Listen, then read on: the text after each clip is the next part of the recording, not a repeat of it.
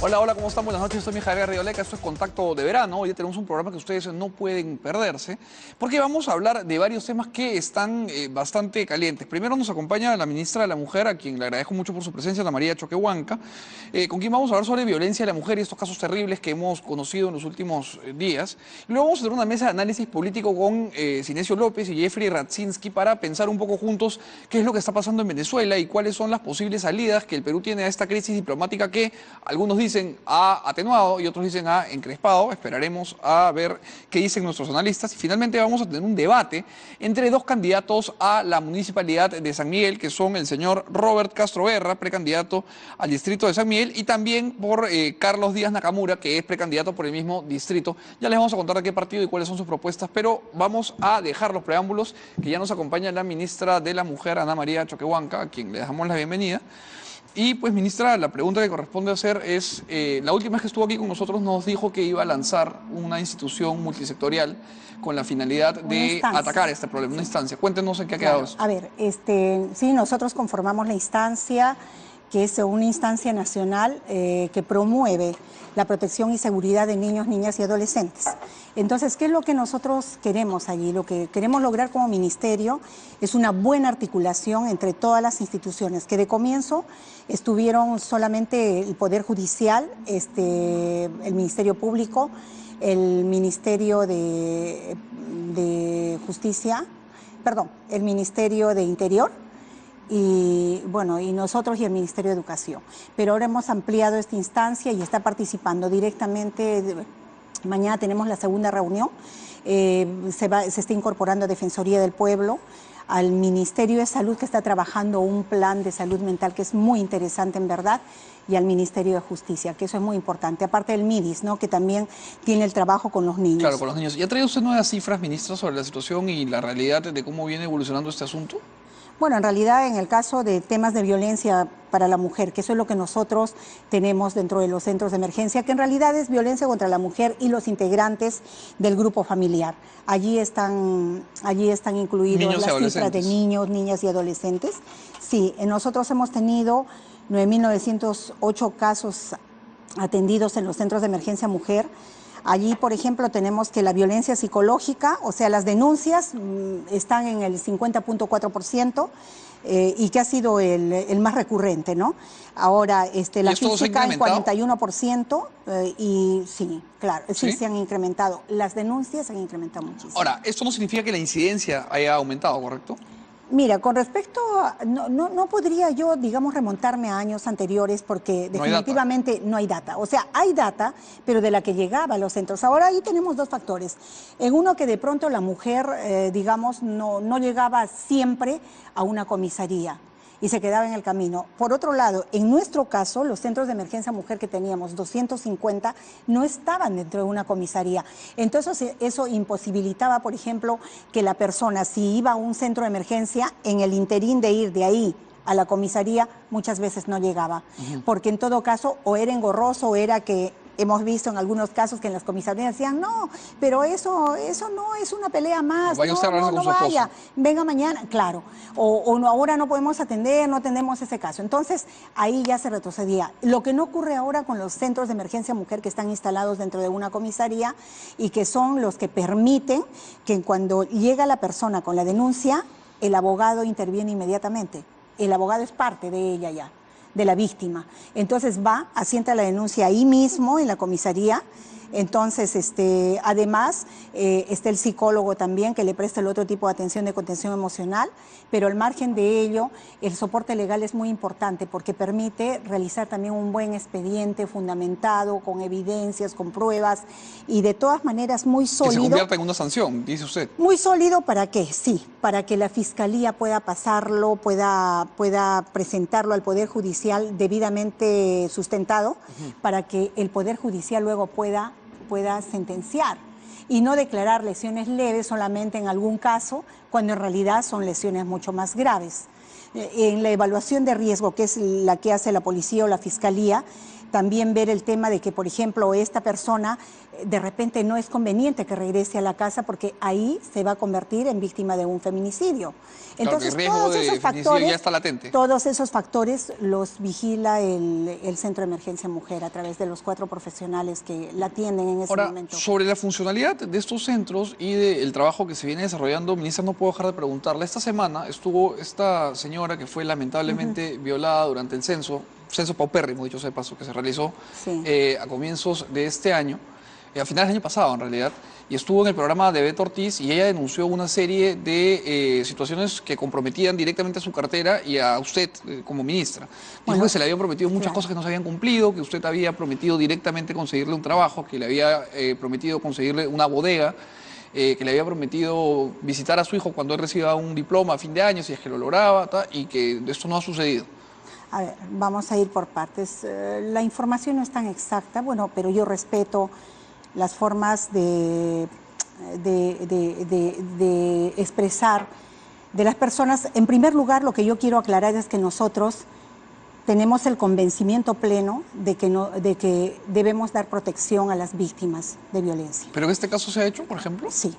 Yo considero que sí, porque es más, el soporte legal lo seguimos dando, el soporte psicológico también. Pero ahora ahí depende de la víctima. Cuando ella fue violada, disculpen usted, ministra, tenía trabajo, tenía casa y tenía un ingreso. Fue violada en ejercicio de sus funciones. Ajá. Esto implicaría que el Estado tendría que indemnizarla, además. Y hoy día no tiene casa, no tiene trabajo, Claro, no tiene ingreso. pero ella decidió que, por ejemplo, el tema de INEI, que nosotros le aconsejamos inclusive que lo hiciera, pero que la dejamos en libertad también de ver si ella lo quería ver con nosotros o con un abogado, que nosotros no lo podíamos hacer porque no era el tema de violencia en sí. El de violencia nosotros lo hemos llevado. La persona tiene la prisión preventiva por 6 meses. Que se vencen ahorita. Sí, pero que nosotros seguimos el proceso. O sea, las cosas no están dichas y tiene que recibir el justo castigo que merece. Claro, lo que pero yo dije si en ese el momento. fiscal no acusa Ahora, hasta que venza el no, plazo, pero lo van a dejar nosotros- libre. Pero nosotros seguimos el proceso no está descuidado. Ya. En el otro caso, nosotros nunca le dijimos que ella no denunciara, porque obviamente, en primer lugar, nosotros no tenemos por qué proteger a nadie, sea una institución, sea una autoridad, o sea una persona común y corriente, sea una empresa común y corriente. Eso tiene que seguir su curso, que ella tomó la decisión de coger un abogado y ver el tema de INEI en forma particular. En el caso de la bodega, nosotros estamos trabajando hace varios meses, desde entonces, incluso en ese tiempo, hasta ahora ya tenemos previsto el lanzamiento para dentro de unos días de 600 bodeguitas, más bien instaladas. ¿Por qué? Porque como bien expresa también ella, ¿no? Cuando uno sufre este tipo de situaciones, entonces, ¿qué pasa? De que sí es cierto, pierden el trabajo, pero no a pedido mío, no a solicitud mía de que renuncie a un trabajo. Y yo le voy a contar ese tema enseguida. ¿Y esas 600 bodeguitas la incluyen? Ya, esas 600 bodeguitas, ¿para quiénes son? La trabajamos con la empresa privada desde el comienzo y no fue una bodega en especial y yo lo aclaré en un programa con el señor Lucar, que ahí salió un abogado diciendo que yo le había pedido una bodega para que ella no denunciara y eso se aclaró en el momento y también ella lo aclaró y pidió disculpas, dijo que nunca lo había expresado el abogado esto. Pero ¿qué pasa? De que ese era un proyecto que estaba en ese momento recién dándole forma, pero que ahora ya está concluido. ¿Dirigido a quiénes? Personas que han salido de violencia, mujeres que han sufrido esta etapa de violencia y que de repente no tienen la posibilidad de sostenerse, pero teniendo instalado un pequeño negocio muy chiquito, pero con un capital no retornable que les permitiera a ellas seguir adelante, continuar, capacitarlas previamente. ¿Y esa señora está incluida? Podían hacer. En ese momento nosotros se lo ofrecimos. Hoy está incluida en estas 600 bodegas. Nosotros estamos haciendo recién el directorio y obviamente si la señora desea ser incluida no tenemos ningún inconveniente. ¿Por qué? Porque va dirigido precisamente a 200 mujeres que han salido de violencia. Como ella. 200 mujeres, que sufren discapacidad. Y 200 mujeres adultas mayores, que ya nadie las ayuda, que son incluso personas que están en la casa y que pueden atender una pequeña bodega. Claro. ¿Y por qué las 3? Porque nosotros somos órgano rector de adultos mayores, órgano rector de personas con discapacidad, el CONADIS está a nuestro cargo, y órgano rector del programa de violencia, o sea, estamos en lo nuestro, bien. Pero por otro lado, en ese tema, o sea, no fue ofrecerle nada a una persona y no cumplir. Es un programa que recién va a salir también. Estamos justo en esto. El otro tema fue el de sí, por ejemplo, creo, ha manifestado de que a solicitud mía perdió el trabajo. No, eso no lo ha dicho. ¿No? No. Entonces, Lo bueno. que ella dijo fue que ella tenía un trabajo y que ustedes le ofrecieron un mejor trabajo, que se cambió de trabajo y que luego no la contrataron. Incluso me tomé la libertad en el- esos días de hablar con el gerente donde ella trabajaba, era una línea telefónica, Sí. y de hablar con el gerente, y el gerente le pedí por favor que la dispensara de los días que ella no podía venir, obviamente que entendiera la situación por la que estaba pasando. Entonces el gerente me manifestó que no había ningún inconveniente, que ellos incluso, ella tenía miedo de perder el trabajo, le dije por favor que no la vaya a despedir, me dijo que no la iba a despedir. Al paso del tiempo ella expresó de que en el trabajo se sentía mal porque todos se habían enterado de lo que había pasado. Es obvio, es natural también. Cuando se enteran, empiezan se siente mal porque todos le empiezan a mirar, de repente a generar una situación que es incómoda. Entonces, bueno, fue su decisión, digamos, salir de allí. El caso se quedó en el programa de violencia. Nosotros tenemos 3 Pero pliegos. también Y el programa de lucha habló contra la sobre violencia... situaciones en las que usted se había comprometido directamente con ella a visitar a su hijo si es que sacaba un diploma, a poder conversar con ella directamente. Yo nunca asistí a su domicilio. Ella siempre que digamos, ha requerido algo, ha ido al ministerio. Entonces, si ella hubiera llevado al niño allá, yo no tengo ningún problema. Es No, pero más, lo que ella dice es en Navidad... exactamente eso. Lo que ella dice es que su hijo no la llevó a conocer porque usted nunca fue al colegio como le prometió. Es que yo estoy repitiendo lo que ella ha dicho. Es, Yo no... Ella dice eso, que yo me comprometí a ir al Por colegio. eso se lo pregunto. Claro. Yo no conozco en qué colegio estudiaba el niño. Pero de ser así, Mijael, tenga la seguridad de que yo hubiera ido encantada. No voy ahí nada más. Puedo ir a ver a los centenares de niños que quiero. Y lo he hecho siempre. O sea, yo no puedo poner en tela de juicio de una situación, por ejemplo, de decir, no, es que no fui porque no quise cumplir. En el caso de una ministra, nosotros sí tenemos una agenda muy apretada, pero también podemos distraer tiempo para situaciones que nosotros determinamos que son importantes en determinado momento. Como este viaje que acaba de hacer. Ahora, sí. ¿Nos puede contar un poco del contexto del viaje? Que también ha sido una crítica, pero me parece importante que explique Ha sido una usted. crítica, yo diría inmerecida. Explíquelo, por favor. Esta invitación se genera cuando yo soy, designada como ministra. La Embajada de Emiratos Árabes, yo también soy congresista, entonces como congresista soy vicepresidenta de la Liga Parlamentaria de Emiratos Árabes. Tuvimos una relación en la embajada con el embajador de todo un año, ¿no? En reuniones que querían a dónde dirigirse, a lo que es establecer relaciones culturales, relaciones de repente, relaciones de tipo comercial, pero en cuanto a información simplemente, porque eso no nos corresponde, pero sí en las culturales, sí en otros aspectos. Entonces el embajador me dice, nosotros estamos este año, tenemos una ministra de la felicidad, una ministra de la tolerancia, una ministra de la juventud, una ministra de asuntos sociales, un ministro del futuro, o sea, carteras que en realidad aquí no están, que uno no las entiende porque obviamente tienen no una las pequeña conoce. reservilla petrolera ellos, ¿no? Y sí, pequeña, como yo para diría que tener muy grande. Algunos ministerios. Claro, pero cuando uno escucha felicidad, piensa que de repente todo es fiesta ahí en felicidad y que ¿qué hace? Claro, porque la crítica de alguna manera fue planteada así, ¿no? La ministra se ha ido a Dubái a buscar la felicidad y se plantea como que usted ha ido fue así, de parranda. Entonces, sí, exactamente. Entonces, hace 4 meses me manda una carta de invitación y me dice, usted tiene la oportunidad de que nosotros podamos ayudarla a concluir un albergue para niños en una zona pobre o el centro de discapacidad, que podía ser también para los niños, y crear un centro de rehabilitación. Que eso es válido, porque nosotros no manejamos presupuesto. Nuestro ministerio está ahí en la parte de abajo de toda la lista de ministerios que tenemos, de los 19, nosotros manejamos el menor presupuesto. Entonces, si yo tengo la oportunidad de que me puedan financiar o la implementación o la construcción de un albergue, obviamente, es una situación que uno no puede desperdiciar. ¿Y ya se inició el Empezamos las proyecto? Conversaciones, ellos quisieron ayudarnos primero con la implementación de pequeñas cosas que lo van a concluir apenas regrese el embajador, y eso ya está cerrado, pero a mí me interesa mucho el albergue para niños con discapacidad. Mijael, ¿por qué? Cuando estamos hablando del tema de niños, y yo lo quiero decir así bien clarito y bien fuerte, tenemos que ser inclusivos. Estamos hablando de niños, ciertamente, que son víctimas de violación, que son víctimas de abusos, de tocamientos indebidos, pero hay niños que no pueden siquiera tener una persona, una mamá, un papá que se ocupe de ellos cuando tienen discapacidad encima. Y son los que tenemos dentro de INAVIF, son los que tenemos en los centros de acogida residencial que es ahora. Antes eran centros de atención, antes de la ley 1297 que acabamos de reglamentarla. Entonces, ¿qué pasa? Estos niños les damos alimentación, les damos techo, les damos acompañamiento. Y todos los días ellos se levantan, van, hacen una pequeña terapia y ese es su ritmo. Pero, Mijael, ¿no tienen derecho a recuperarse? ¿La recuperación en qué consiste? Consiste, por ejemplo, en muchas personas con discapacidad que nosotros vemos hoy en día que son buenos profesionales, que llegan a ser personas, autoridades, que llegan a estar, incluso yo acabo de ver a uno que está en el cuerpo diplomático de Perú, representándonos ahí en Dubái. Me parece una idea y una gestión formidable la que ha planteado, pero quizá la crítica viene por el momento en el que viaja.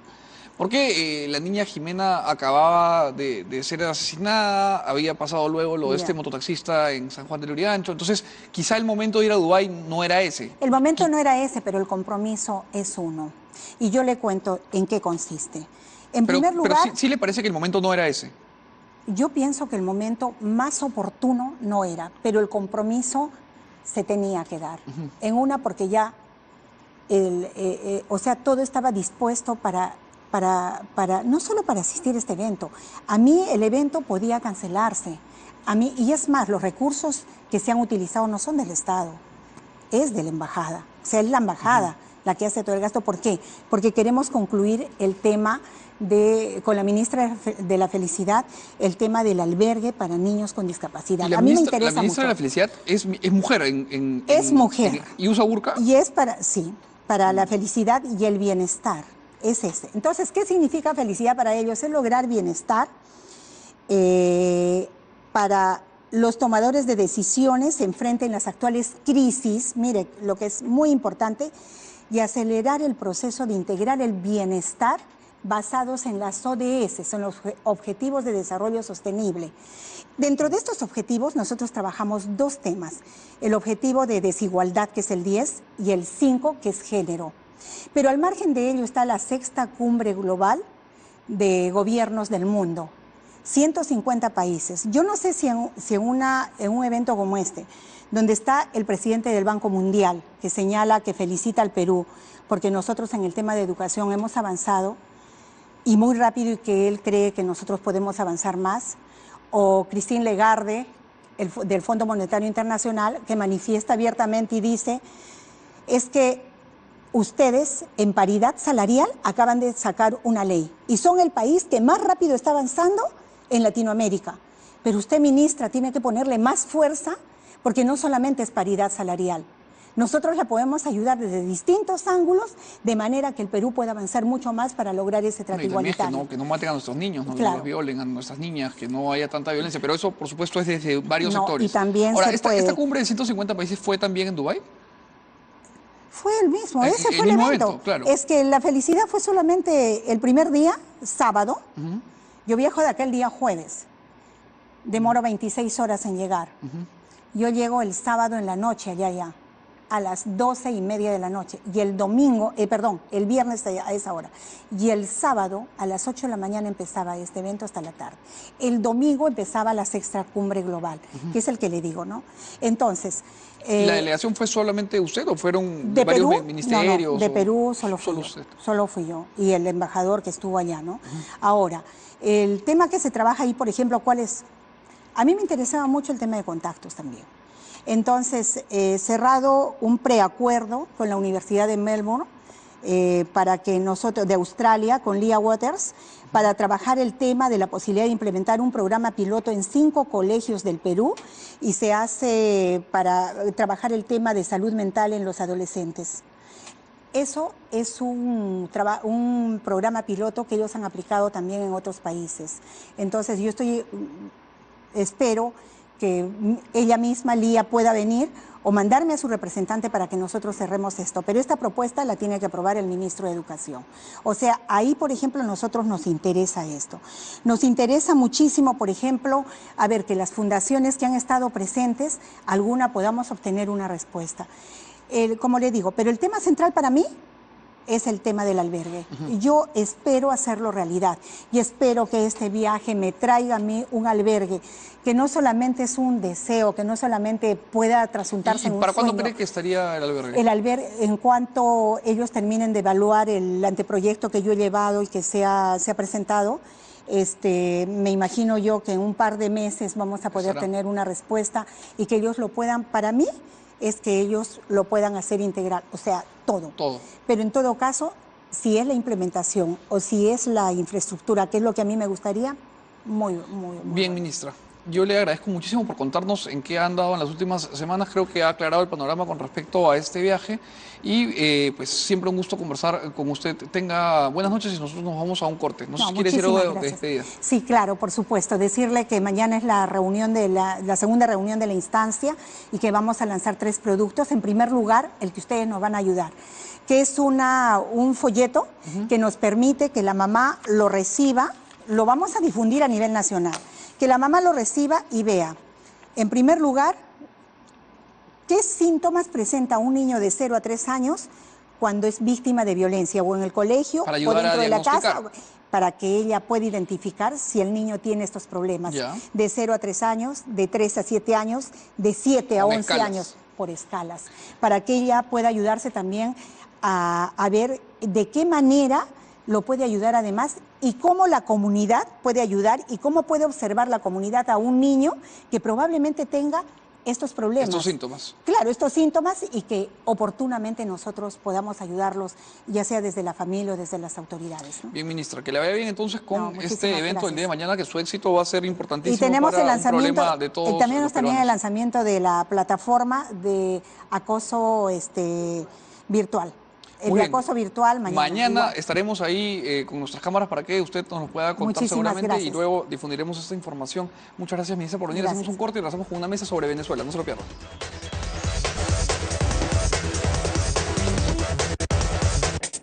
Es un grupo que existe y no existe, que saca comunicados y que pretende que lo que ellos sacan sean órdenes para que nosotros en Venezuela las cumplimos. No, en Venezuela mandamos los venezolanos, no manda el Grupo de Lima, no manda Pedro Pablo Kuczynski, ni Santos. Convoquen una cumbre, me tienen miedo. No me quieren ver en Lima.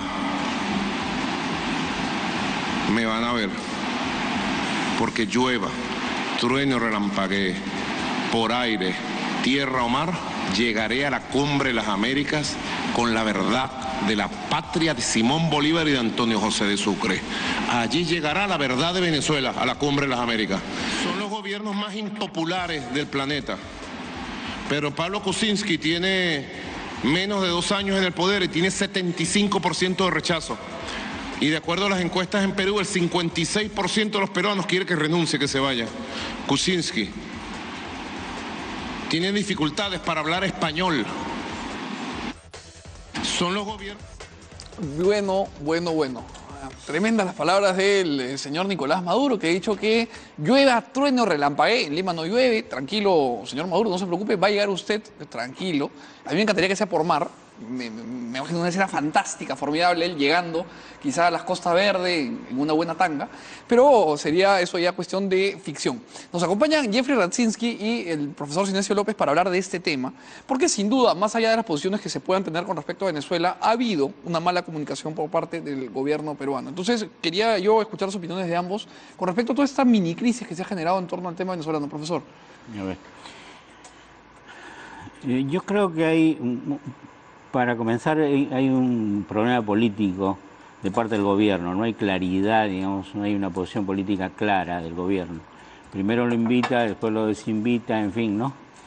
Y ese problema político creo que tiene que ver más o menos en congraciarse con los bloques de derecha en el Congreso y de esa manera, de alguna manera, neutralizar quizá el tema de la vacancia, ¿no? Por un lado, ¿no? Y por otro lado yo creo que hay también un problema técnico de Cancillería en el manejo de este problema, ¿no? O sea, no hay evidentemente un profesionalismo, o sea, en Cancillería en este momento, en el manejo de este tema, ¿no?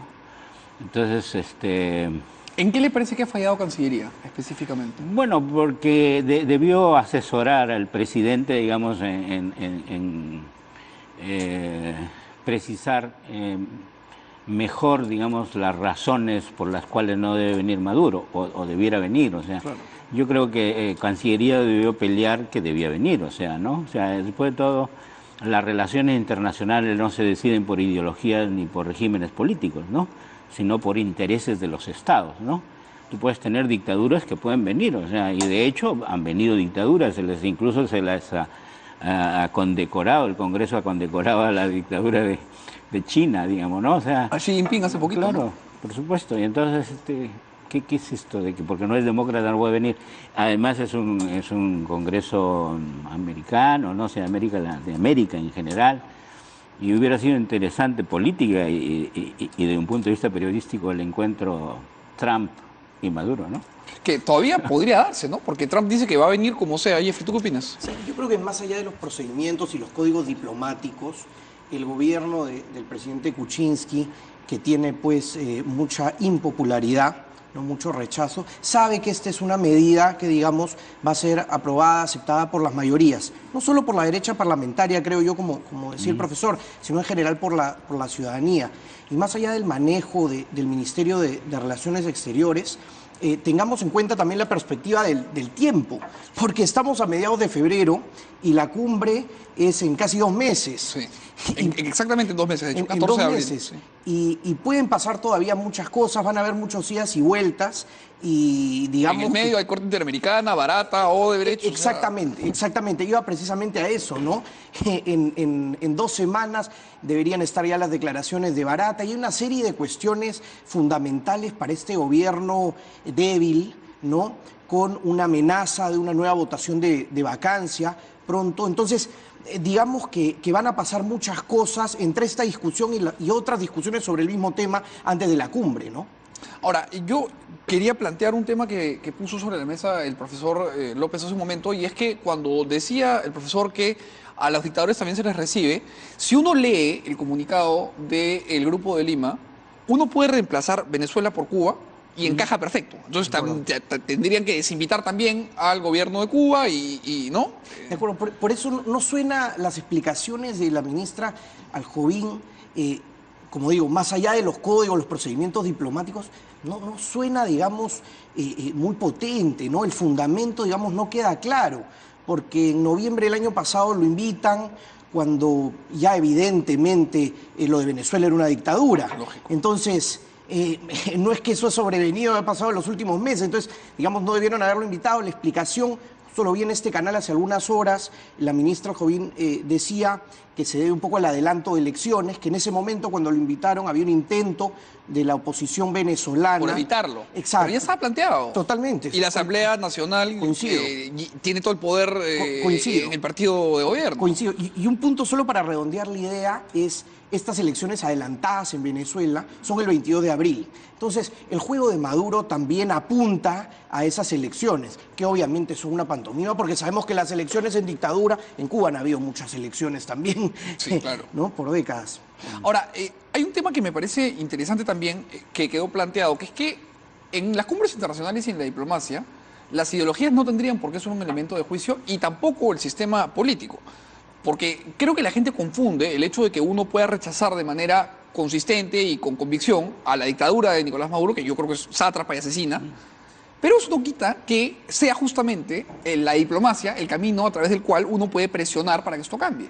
Y además, no sé si ustedes piensan que la venida de Nicolás Maduro y esta, digamos, desinvitación, como si fuera un cumpleaños infantil, permite que esto le dé combustión para que él se pare ahí en Caracas y salga en Miraflores a decir que todo es un complot del capitalismo, que están todos en contra de la revolución, que Bolívar, Sucre, no sé qué. Entonces se va un poco por las ramas. De repente geopolíticamente no ha sido la movida más ágil. Es probable, ¿no? Porque incluso a lo mejor al mismo Maduro no le convenía venir a Lima. Y digamos, quizás no viene, ¿no? Porque No tanto por resistencias, digamos, de las fuerzas políticas peruanas, sino más bien por los venezolanos. No se le van a alzar por Claro, allá. o sea que son muchos aquí y que le iban a producir quizá momentos no muy ingratos, ¿no? A lo mejor esta desinvitación lo libera de eso, ¿no?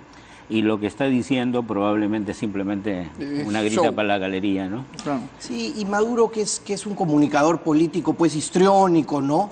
Un dictador, digamos, que pretende hacerse el gracioso, ¿no? Dicharachero. Aprovecha esto también para victimizarse, pero de una manera que a la vez pretende envalentonarse, ¿no? Diciendo, aquí estoy yo, miren las fuerzas poderosas contra mí. Entonces, sea cual sea el juego, va a utilizarlo para tratar de victimizarse contra el imperialismo, contra los aliados, ¿no? Con los aliados de Estados Unidos en contra suya, y ese discurso que es la retórica que viene sosteniendo ya por años. La gran diferencia es que la crisis económica en Venezuela, que se viene agravando semana a semana, ya cada vez sostiene menos, digamos, ese discurso populista, ¿no? Vemos los índices de inflación del año pasado en Venezuela, 15 puntos de retroceso del PBI el año pasado. Entonces, la crisis económica es terrible y no sé si va a poder sostenerlo con esos discursos, ¿no? El otro día yo revisaba un índice que para mí es fundamental a la hora de ver la gravedad de la crisis en un país, que es el de la migración. Y la migración venezolana está alcanzando niveles de Medio Oriente. Entonces, no hay indicador que pueda uno plantear para decir que no hay una crisis en Venezuela. La situación es desgarradora, es terrible y es de hambruna total. Ahora, otra vez, vuelve a ser esta una oportunidad para el Perú de haberle dicho de repente en la cara esto al presidente Maduro. De repente lo que la ministra Cayetana Aljovín le dijo a través de esta lectura del pronunciamiento en Torre Tagle se lo pudo haber dicho en su cara, ¿no? Claro, yo creo que estos congresos internacionales como resultado no te producen grandes cosas, digamos, ¿no? O sea, en ese sentido yo soy pesimista, pero quizá en la reunión misma es interesante el debate, ¿no? Y hubiera sido efectivamente interesante la confrontación de ideas, la confrontación de regímenes políticos, la confrontación de modelo de desarrollo. Me parece bien. O sea, y ver a Trump y a Maduro hubiera sido imperdible. Por supuesto. O sea, esa, por ejemplo, periodísticamente era, ¿no? El encuentro... Y también tenía un grado de comicidad interesante, por ¿no? supuesto. Hubiera sido bastante interesante. Claro, pero más allá de los modelos de desarrollo, creo que lo que sí es positivo es la condena a la dictadura, ¿no?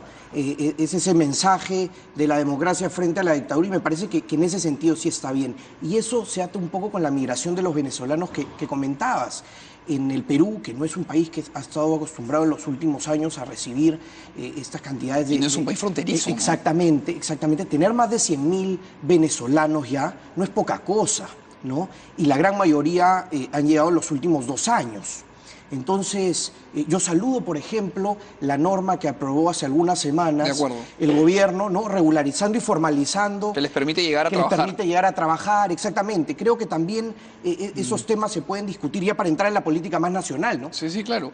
Y un tema que planteas que me parece importante también es que esta defensa de la democracia, que de alguna manera se ha pluralizado en el Perú, a mí me parece que es fundamental cuando retrocede de la ideología. Porque democracia es democracia y el dictador puede ser de izquierda o de derecha y no importa, y a la dictadura se le tiene que condenar con igual énfasis, ¿no? Porque aquí los peruanos somos expertos en decir, si es que somos de izquierda, que Maduro no es dictador, si es que somos de derecha, que Fujimori no fue dictador o que Pinochet no fue dictador. No, dictadura, no sé si están de acuerdo. Depende, fíjate, yo soy un hombre de izquierda y para mí Maduro es dictador. O sea, le quería hacer una pregunta, ¿desde qué momento, profesor? Del momento en que aparece la Asamblea Constituyente. Ya. O sea, en realidad, fíjate, la lógica ahí en Venezuela, yo he escrito eso ya más de una vez, ha sido la lógica golpe contra golpe. Y eso comienza con Chávez, ¿no es cierto? Gana y comienza el golpe de la derecha. O sea, la derecha no es democrática tampoco, ¿no? O sea, yo creo que hay fuerzas democráticas, pero hay un núcleo que no es muy democrático. O sea, cuando ganaban las fuerzas de Chávez decían que no había ganado. Cuando ganaban ellas sí había que reconocer el triunfo. Entonces, fíjate, eso, si tú ves la lógica de política, digamos, ha sido eso, golpe contra golpe. Y eso ha ido desgastando las instituciones democráticas. No solamente cambiando el régimen político, tenías una democracia muy débil, muy deforme, y se fue transformando en autoritarismo, ¿no? Y después se transforma claramente en dictadura. Fíjate, cuando triunfa la oposición y se constituye la Asamblea Nacional, ¿no? Legislativa, en vez de esperar que cumpla su periodo, ¿qué hace? Dice, lo destituimos. Claro, y entran las fuerzas militares. Claro, y entonces Maduro, ¿cómo responde? Con la Asamblea Nacional Constituyente. Y entonces ahí no respeta ya reglas, porque, digamos, eso de destituirlo era constitucional, ¿no? Pero también la derecha debió medir eso, ¿no es cierto? Esperar. Y ahí yo sé que ha habido grandes debates en la misma derecha, ¿no es cierto? Que decían, oye, esperemos, ¿no? Claro, pero también es verdad, y me voy a permitir quizá discrepar con el profesor López, que algunos años antes de la Asamblea, yo creo que ya podíamos hablar de dictadura, porque ya estaban totalmente sometidos los medios de comunicación, ya había una persecución brutal contra dirigentes y líderes opositores, y había una serie de elementos, digamos... Pero eso podía haber sido autoritarismo, digamos, ¿no? O sea, dictadura es un régimen cerrado, ¿no es cierto?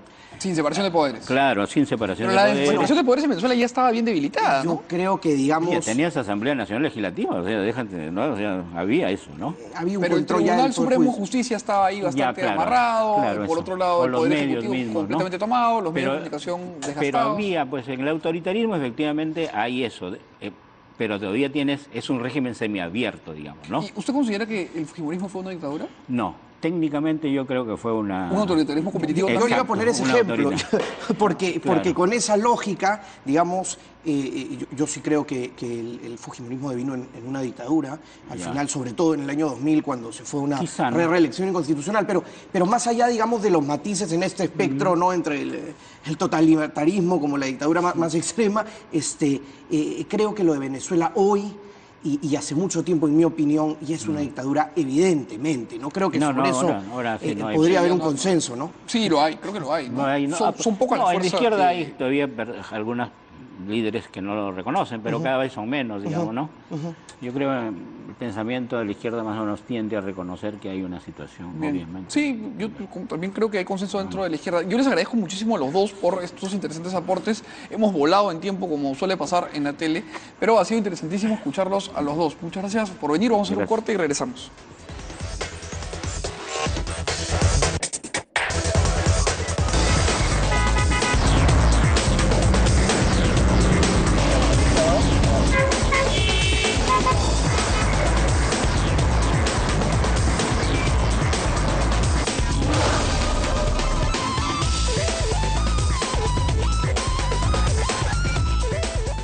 Bienvenidos de vuelta a Contacto de Verano, son las 11:43 y hoy jueves arrancamos con un segmento que queremos plantearles a ustedes porque creemos que este 2018 es un año fundamental para todos nosotros porque hay elecciones distritales, regionales y municipales y estas van a ser completamente importantes para el día a día de los peruanos. Entonces vamos a darle la oportunidad a que vengan candidatos de diferentes tiendas políticas, diferentes distritos, para poder aquí debatir y exponer sus ideas. Y comenzamos con un distrito al que yo le tengo especial cariño porque ahí estudié, que es San Miguel. Y nos acompañan en esta oportunidad Robert Castro Guerra, que es precandidato por Unión por el Perú, y el señor Carlos Díaz Nakamura, que es candidato de Perú Nación. Vamos a escuchar los planteamientos de ambos y a ver si tenemos alguna idea en contra. Comencemos por aquí. ¿Qué ideas trae usted para San Miguel? ¿Cuál es su propuesta central? ¿Qué plantea revertir en la situación del distrito? Bueno, San Miguel cuenta con una riqueza, primero de lo que miramos al mar. Estamos mirando al mar de espaldas, solamente vemos carros. Ese es un proyecto que comenzó con Salvador Heresia. No se terminó, pero actualmente el alcalde de Magdalena, Allinson, ha comenzado con ese proyecto y está casi aprobado, ¿no? Lo que se requiere acá para nosotros poder aprovechar la playa de San Miguel es que conjuntamente se trabaje con los litorales que son los distritos, ¿no? En Magdalena, San Isidro, que no quiere una playa, porque justamente ellos creen que un vivero les es suficiente, ¿no? Entonces, nosotros queremos... Que un vivero les es suficiente lo que han colocado ahí abajo. Exactamente. Entonces, nosotros queremos una playa, que no vamos a revalorizar, queremos tener una costa verde, como se dice, un esparcimiento para los vecinos, para nuestros niños, porque hoy en día pues carecemos de áreas verdes por persona, ¿no? Bien, entonces esta es la propuesta, digamos, medular para San Miguel del señor Díaz Nakamura y del señor Castro Guerra, que plantea como eje central de su propuesta. Bueno, buenas noches. Ante todo, muchas gracias por la invitación. Efectivamente, nosotros estamos trabajando ya desde hace bastante tiempo de un proyecto de gobierno que tiene 3 fases, corto, mediano y largo plazo. ¿Por qué lo hemos dividido así? San Miguel va a cumplir 100 años. En 1920 fue fundado, el 2020 va a cumplir 100 años de fundación distrital. Sin embargo, además tiene una milenaria historia porque pertenecemos a la gran ciudad de Caral. Caral llegaba hasta San Miguel. Y justamente aprovechaba el mar, pese a que nunca hemos tenido playa, ni hay posibilidad de hacer playa, como en efecto ha dicho Carlos. Hay posibilidades de explotar el mar sin necesidad de hacer playa, pero hasta el momento, pese a los millones de soles que se han gastado ahí, lamentablemente seguimos viviendo de espalda al mar. Pero ese no es el Cuando habla único... de los millones de soles, habla Sí. usted del proyecto de la Costa Verde, ¿no? Correcto. Es un Porque este proyecto se armó y hay un malecón inmenso, pero que no tiene nadie. Correcto, y no va a tener nada más porque se está hundiendo. Lamentablemente no ha habido un enrocado, se rellenó, se ganó tierra al mar con desmonte, con relleno sanitario. De olón en olón se va a hundir. Y poco a poco uno camina o transita por la Costanera y la Costa Verde y uno va con su carro así que parece que se está hundiendo porque abajo se está hundiendo. Y han puesto algunas soportes. Pero entonces, ¿usted no considera que se puede hacer playa en San Miguel? No se puede hacer playa. ¿Y usted considera que sí? Sí. No. A ver, Porque ¿por lo qué que se sí? está ¿Por qué hundiendo no le es la interesa? Costa Verde, no la costanera. La costanera, no la Costa Verde. No, La Costa la Verde Costa está Verde. cimentada. No. Justamente está el trazado de la pista que va desde San Miguel hasta la punta. Yo he ido personalmente, lo he inspeccionado y por lo tanto hay un estudio. Ya está trazada la pista para que haga la colonización de lo que va de la Costa Verde hacia lo que es... Correcto, la eso nadie punta. lo discute. Está trazada el proyecto, sin embargo está mal hecho. ¿Por qué? ¿Por qué? Porque cuando justamente Salvador Heresi empezó este proyecto, repito, ganó el terreno con desmonte, con relleno sanitario, pero no con enrocado. En el Callao, que ahorita está discutido también el tema por el tema de Odebrecht, sí se ha hecho un enrocado y se ha hecho otro tipo de trabajo que se ha podido soportar el embate del mar, porque todo eso es una mar brava, que no lo han considerado en San Miguel. En San Miguel hasta ahora se sigue, pese a que ya no tenemos los colectores que estaban ahí que inundaban y perjudicaban a la marina, el mar de San Miguel, hoy día todavía continúa inhabitable, imposible de trabajarse. Entonces, en usted esa zona. plantearía la posibilidad de playas y usted considera que hay que usar el mar sin necesariamente playas. Sin necesariamente ¿Cómo, playas. cómo, por ejemplo? Por ejemplo, una bahía artificial. Tenemos turismo, tenemos deportes náuticos que pueden ser aprovechados justamente con vehículos de esta naturaleza. Pretendemos nosotros, por ejemplo, a propósito del Maranguita, que ayer hubo problemas y toda la vida estamos en problemas del Maranguita, consideramos que esas 4 manzanas prácticamente que tiene el Maranguita debe ser ahí el punto de partida para el desarrollo de esa zona costera de San Miguel. O sea, usted también plantea que Maranguita tiene que retirarse. Tiene que retirarse de todas maneras. ¿Usted está de acuerdo con eso? Yo sí estoy de acuerdo, pero hay que votarlo políticamente. No hay que estar gritándole a los 4 vientos porque el Poder Judicial es dueño del terreno y es dueño de sus funciones. Y si uno no lo trata, una delicadeza de no quejarse, sino de ser una gobernabilidad de gestión, nunca lo vamos a poder sacar. Claro, hay que sacarlos por las Claro, buenas, dice usted. hay que sacarlo así. Muy Hay que bien. buscar una inversión o alguien que nos pueda apoyar ¿Y, o hablar... ¿Y ustedes plantearían que Maranguita se reubique fuera del distrito? Tiene que reubicarse fuera del distrito, ya el distrito ya no soporta, es un distrito totalmente residencial, ya esa zona industrial que antiguamente era ya no existe y tiene que retirarse de todas maneras. Y en esa zona, repito que son aproximadamente 4 manzanas, tiene que haber, pues nosotros estamos proponiendo allí un centro multiusos, un espacio multiusos, recreativo, deportivo, cultural, turístico, donde, repito, parta un puerto hacia una bahía artificial que pueda... Es ambicioso eso, ¿no? Parece Dubái, de donde acaba de regresar la ministra. Bueno, no, caramba, estamos en el siglo XXI. parece Tenemos muy que bien. proyectar San Miguel, justamente por eso digo, 3 enfoques tiene mi proyecto, corto, mediano y largo plazo. A largo plazo sí queremos tener un San Miguel así. Yo vivo en San Miguel los 53 años que tengo y hasta ahora no veo un alcalde o una municipalidad que proponga un reto importante para el desarrollo del distrito. Ahora, más allá de este tema de la Costa Verde y de los pilares fundamentales de su campaña, ¿cómo está la seguridad en San Miguel? Que es uno de los temas que más aqueja a los vecinos de todos los distritos. Correcto, sí. Comenzamos por acá. Bueno, el último reporte que han dado nos indican que pocos, o sea, el distrito donde menos denuncias hay, ojo, menos denuncias, no que haya menos delito, es San Miguel. Como sabemos, la gente ya no denuncia, no asiste a la comisaría porque pierde el tiempo. Sin embargo, sí, ha habido bastante adelanto respecto a años anteriores en el tema de seguridad, pero considero, porque así lo recojo de todos los días que caminamos en la calle, de que hay mucho todavía por hacer. ¿Cómo qué? Por ejemplo, ¿Qué estamos proponiendo nosotros? No tenemos en San Miguel 833 manzanas. Redondeémoslas en 800 manzanas residenciales. En las 800 manzanas hay cruces, de 200 cruces que vamos a colocar ahí, un sereno en cada cruce. Vale decir 200 serenos por turno. En 3 turnos serían 600 serenos durante el día, que está debidamente viable. ¿Y alcanza la plata? Alcanza la plata, por supuesto que alcanza la plata. Bien trabajada. ¿Qué vamos a hacer? Vamos a actualizar también el catastro urbano. Hay miles de metros cuadrados que no se han declarado. Vamos nosotros a hacer una amnistía para que el vecino regularice su situación. Claro, sobre todo en la zona pegada al mar, ¿no? Correcto. No solamente eso, hay zonas que se han levantado edificios, ¿no?, multifamiliares y no han sido declarados. Ahora, ¿hay algún distrito en Lima que tenga 600 serenos? ¿Perdón? ¿Algún distrito limeño tiene 600 serenos? Hay distritos más grandes y hay distritos más chicos. Pero, por ejemplo, San Miguel hoy, ¿cuántos tiene? Hoy día tiene 400 según el reporte mismo del alcalde. Ya, pero 400 alocados en varios turnos. Es el reporte que dicen. Lamentablemente no los veo yo, no los he visto, porque en realidad tenemos camionetas que manejan solo un chofer, no hay un sereno, entonces me preocupa esta situación. A lo mejor es impacto y definitivamente hay una visión, una sensación de seguridad. Pero nosotros sí vamos a hacerla efectiva esa seguridad. Bien. ¿Usted también considera que la seguridad pasa como eje central por contratar más serenos? Pero no tanto como la equivocación de mi amigo, ¿no? Porque San Miguel tiene para el 2018 un presupuesto de 46 millones. Lo cual, si se dice que se dice, entre comillas, que se tiene 400 serenos, ¿cómo puede abarcar de una recaudación al año 2019 para poner 600 serenos, ¿no? Si ahora todas las municipalidades que yo conozco hace más de 20 años y desde que he nacido, todas están en rojo. Claro. Entonces, no equilibran lo que es la entrada, el ingreso con los gastos.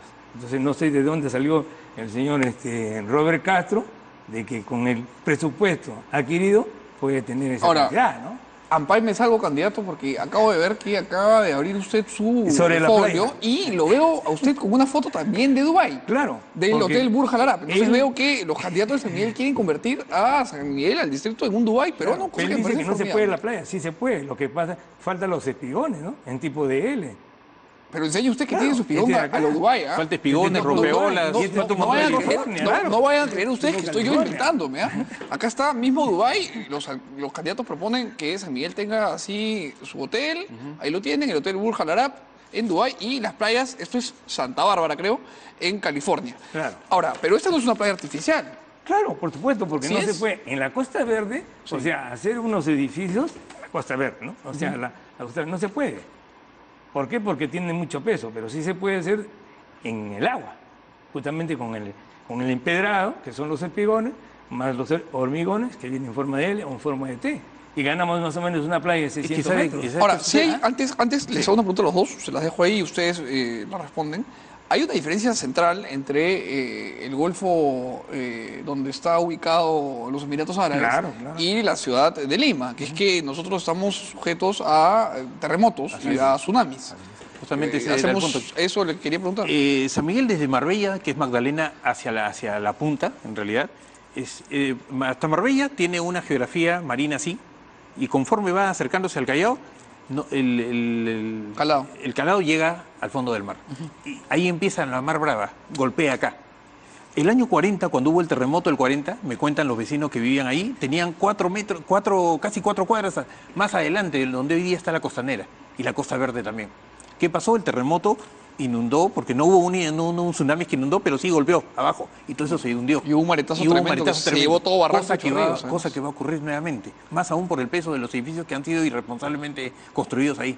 Sin embargo, se puede hacer con tecnología, como en efecto se afirma, se puede corregir esas cosas. Pero ¿qué sucede? Que como no tenemos, como esa marina, el calado llega hasta el fondo del mar, el acantilado, el profundo, no se va a poder hacer playa, salvo que venga una cuestión, ya es una inversión mayor, que todo se puede ahora en el siglo XXI, y la tecnología también lo permitiría, pero nosotros no nos aventuramos a tanto, sino por lo menos a explotar dentro del marco que podemos manejar nosotros un proyecto de esta naturaleza como el que planteamos con una bahía artificial. Correcto. Ahora, hay partes del distrito de San Miguel que todavía permiten el uso de mototaxis. Claro. ¿Ustedes están de acuerdo con esto? Bueno, tendría que hacer un estudio, ¿no? Porque tampoco se le puede dejar a un... Pero sería bueno que lo antes de mandarse a la alcaldía, ¿no? Claro, de hecho que sí, por eso estamos en un anteproyecto, o sea, no estamos presentando un proyecto así. Ahora, de acuerdo a las playas, discúlpenme que le Sí, por favor. hay un estudio, por eso está aprobado. La Costanera la Capitanía de la Costanera ha aprobado el proyecto de Magdalena. Por lo tanto, tiene que ser en conjunto, porque si no, las aguas bravas es la que justamente revierte en eso y puede volver a revertir los 200 metros que hemos ganado con relleno y se puede... va a regresar y ganarnos... Que es lo que nos pasó ya con el año 40. Pero me interesa el tema de los mototaxis. ¿Usted en una eventual gestión lo permitiría? No sé si lo permitiría. Todavía estoy en estudio porque justamente hay muchas cosas que hay que, como se dice, ver sobre el tránsito. No solamente en los mototaxis, sino también de los corredores azules, de todo. Es un ámbito que ahora hasta los reempomillos no es respetado por nadie. Yo prácticamente tengo que cruzar una camioneta para darle pase pues, a un anciano, a los niños especialmente, ¿no? Entonces, carecemos mucho de la educación vial. Educación cívica en general. ¿Usted, los mototaxis, tiene alguna propuesta para este tema? Bueno, acá los mototaxis nace el año 96 aproximadamente, cuando Magdalena brindaba servicio, porque tiene el único mercado grande que tenemos en San Miguel, queda en Magdalena, porque no hay mercados en San Miguel, hay mercados chicos. Pero el mercado grande está en Magdalena, justo en frontera con San Miguel. Y los vecinos de las torres de Julio Cetello, que fue unas torres que se construyeron más o menos por esa época, el gobierno de Alan García, generaron la necesidad de transportarse, caminar unas 6 cuadras aproximadamente, y los vecinos ya no querían caminar, y ahí se forja el tema de los mototaxis. En la Asociación de Mototaxis de Magdalena son sanmiguelinos, increíblemente. ¿Por qué? Porque ellos son los que llevan ahí, sino que ya la municipalidad los organizó, los ordenó. Pero sí hay un problema acá, que es la falta de control. Lamentablemente, como no hay un control, hay más motos, que me parece que hay más, no me parece, hay más motos que son piratas que motos organizadas. Hay más asociaciones que no están debidamente organizadas, y como no están organizadas, no logran su licencia, su permiso, pero lamentablemente la municipalidad no hace absolutamente nada porque se ve que hay todavía pues una piratería tremenda en este tipo de servicios. Muy bien, está planteado el tema de las mototaxis. Para terminar, ¿por qué tendrían los vecinos de San Miguel que votar por usted y no por el señor? Bueno, no he escuchado todavía al señor, vamos a escuchar sus propuestas, pero yo hablo por mí en todo caso. Nosotros tenemos, repito, 53 años viviendo en San Miguel. He nacido, he vivido, vivo, he creado toda mi historia en San Miguel. Y tengo una propuesta que viene ya de largo aliento, porque nos hemos preparado justamente para no solamente plantearla, sino ejecutarla. Tenemos 100 años de San Miguel que se van a cumplir. Hemos propuesto hace más de 10 años, 17 diría yo, hemos propuesto la Comisión del Centenario, por ejemplo, para tener un San Miguel distinto el año 2020. Lamentablemente, ninguno de los alcaldes que ha estado en este tiempo ha logrado o ha querido aceptar esta propuesta. Queremos hacer la realidad. Queremos descontaminar visualmente San Miguel, queremos remodernizar o modernizar las redes de agua y desagüe, que es un problema de Sedapal. Tenemos 60 o 70 años de antigüedad en promedio las redes de agua y desagüe. Y eso, pese a que tenemos edificios multifamiliares que se han construido desde el año 2002 hasta acá. Y eso es una irresponsabilidad de la municipalidad porque no ha tenido el poder como autoridad para imponer. Está complicado eso de cambiar, eso depende de Sedapal. Sí, todo una odisea. Pero se puede hacer con obras por impuestos. Me parece muy bien. Así es. Ahora, para cerrar, le he hecho gracia la por supuesto. Me parece muy bien. ¿Por qué tendrían que votar por usted y no por el señor o por cualquier otro? ¿Por qué? Porque soy una persona que transmite la verdad y transmite la transparencia de la honradez. Y por supuesto, ¿no?, que el vecino tiene que tener las puertas abiertas para ser escuchado sobre sus quejas, sobre sus cosas, de problemas de índole tramitario, tener el buen servicio que ninguna municipalidad le da. O sea, son promesas y promesas. Nadie cumple. ¿Por qué no tener? El primer peón de la municipalidad es el alcalde y el último en salir de la municipalidad. Para eso estamos, para eso vota la ciudadanía, para tener la confianza. Trabajar con el pueblo, porque la ley orgánica de la municipalidad lo dice y nadie lo hace. Es igual como Maranguita, que todo el mundo como dice, se pone honores, ¿no? Todo el mundo se queja. Claro. Bien, hemos volado, como siempre sucede en la televisión en tiempo, pero ha llegado el momento de agradecerles a los dos por su participación, que tengan la mejor de las suertes en esta campaña, y si alguno gana, que lo haga muy bien. Nos vemos mañana a las 11 de la noche. Tengan ustedes buenas noches. Contacto.